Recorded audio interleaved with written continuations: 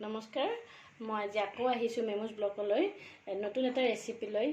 গৰমত টেঙাৰ জুতি এটা লওঁ, মাছেৰে থেকেৰা টেঙা। ইয়াৰ বাবে মই লৈছোঁ মাছ 4 পিচ লৈছোঁ। মই আলু বইল কৰি লৈছোঁ। আপোনালোকে আলু দিলে দিব পাৰে, নিদিলেও নিদিব পাৰে। মই এইটো বইল কৰি লৈছোঁ।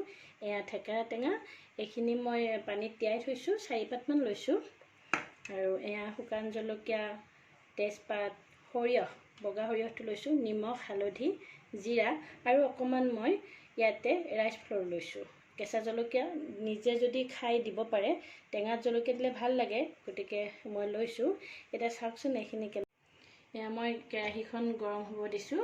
কেৰাহীটো গৰম হ'লে এতিয়া মই ইয়াত অকণমান তেল দি দিছোঁ।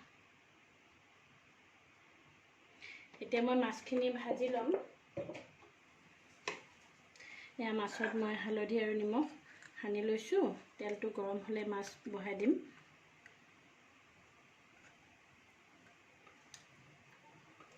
মাছখিনি ৰঙচুৱাকৈ ভাজি তাৰপিছতহে টেঙাটো বনাব পৰা যাব। এয়া তেল গৰম হৈছে, মই মাছ বহাই দিছোঁ।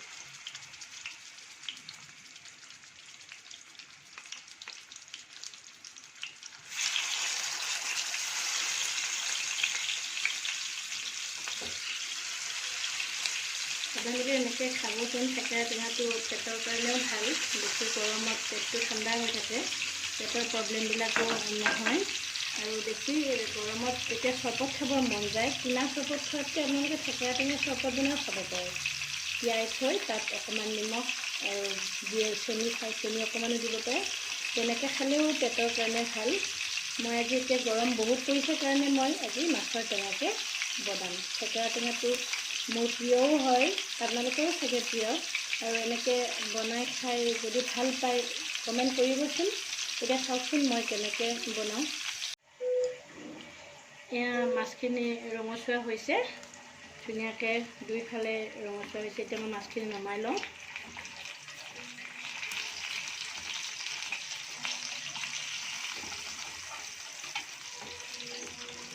এইবাৰ মই ইয়াতে সৰিয়হকেইটা ফুটাই, সৰিয়হ আৰু শুকান জলকীয়া দি পেলাই মাছৰ টেঙাটো বনাম। আমাৰ কেৰাহীত অলৰেডি আছে তেল, গতিকে আমি ইয়াতে সৰিয়হখিনি দি দিওঁ।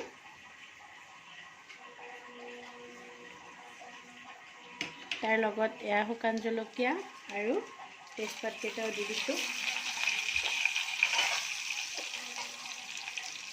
ইয়াত এখন ঢাকনি দি দিব লাগিব, কাৰণ সৰিয়হকেইটা এতিয়া ফুটিব। ফুটিলে মুখত পৰিব পাৰে, সেইকাৰণে ঢাকনিখন দিলে ভাল হয়।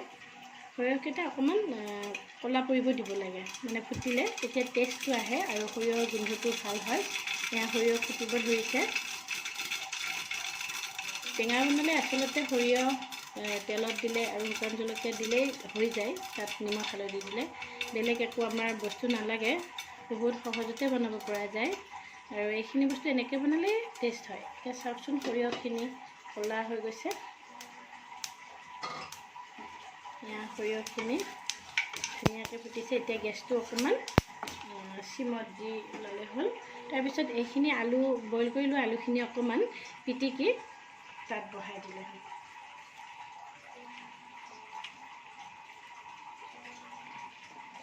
আলুখিনি ইয়াতে বহাই দিছোঁ।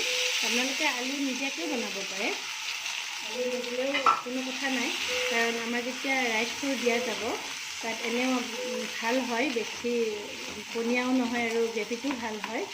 কিন্তু বেছিকৈ দিলেও অকণমান বিজলুৱা হোৱাৰ চান্স এটা থাকে, গতিকে বেছিকৈও দিব নালাগে। এতিয়া ইয়াতে হালধি নিমখখিনি দি দিম। এইখিনি হালধি দি দিছোঁ। নিমখটো আপোনালোকে সোৱাদৰ জোখত দিব, নিজৰ আন্দাজত। অকণমান জিৰা গুড়ি দিছোঁ, যিহেতু ইয়াতে বেলেগ মছলা দিয়া নহয়, গতিকে জিৰা গুড়িখিনি দি দিছোঁ।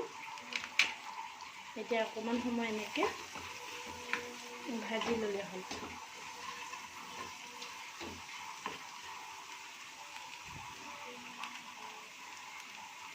এতিয়া এইখিনি যিহেতু অকণমান ৰঙচুৱা হৈছে, গোন্ধটোও ভাল ওলাইছে, এতিয়া আমি তিয়াই লোৱা থেকেৰাখিনি ইয়াতে দি দিম।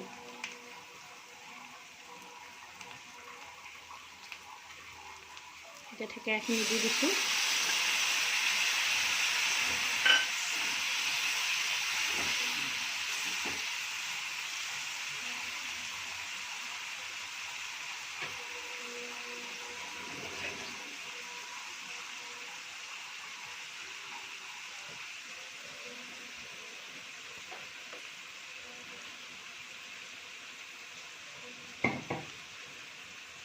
থেকেৰাখিনি হৈছে এতিয়া আমি ইয়াতে অলপ পানী দিছোঁ। আপোনালোকে পানী যিমানখিনি বিচাৰে নিজৰ আন্দাজত দিব। মই আৰু অলপ পানী দিম ইয়াতে।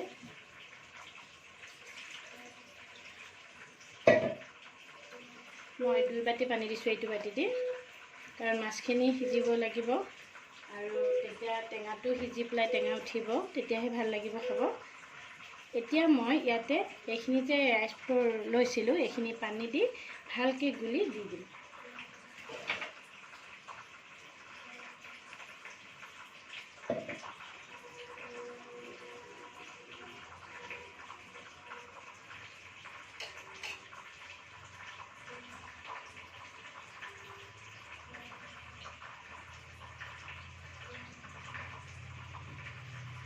এয়া ৰাইচ ফ্ল'ৰখিনি ইয়াতে দি দিছোঁ। এইখিনি দিছোঁ কাৰণ ইয়াতে ধুনীয়াকৈ গ্ৰেভিটো হ'ব।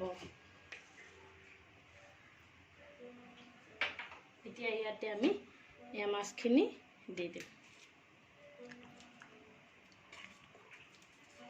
মাছখিনি উতলিলে আমাৰ এইখিনি খাবলৈ ৰেডি হৈ যাব। আপোনালোকে এনেকৈ বনাবচোন।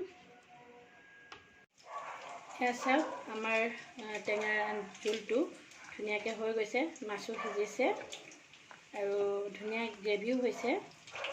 মই এইখিনি কৰি ৰাখিম। আপোনালোকে যদি ইয়াতকৈ কমাব খোজে তেতিয়া আৰু অলপ পানী কমাই দিব। মই কিন্তু এইখিনিয়ে ৰাখিম। এতিয়া এইখিনি গৰমে গৰমে ভাতৰ লগত খাব। গৰমত ধুনীয়া হৈছে। এয়া চাওক,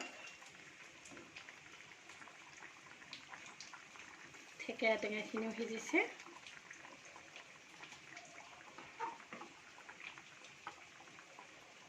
এয়া ভাতৰ লগত খাব পৰাকৈ আমাৰ টেঙাৰ জোলটো ৰেডি হৈ গ'ল।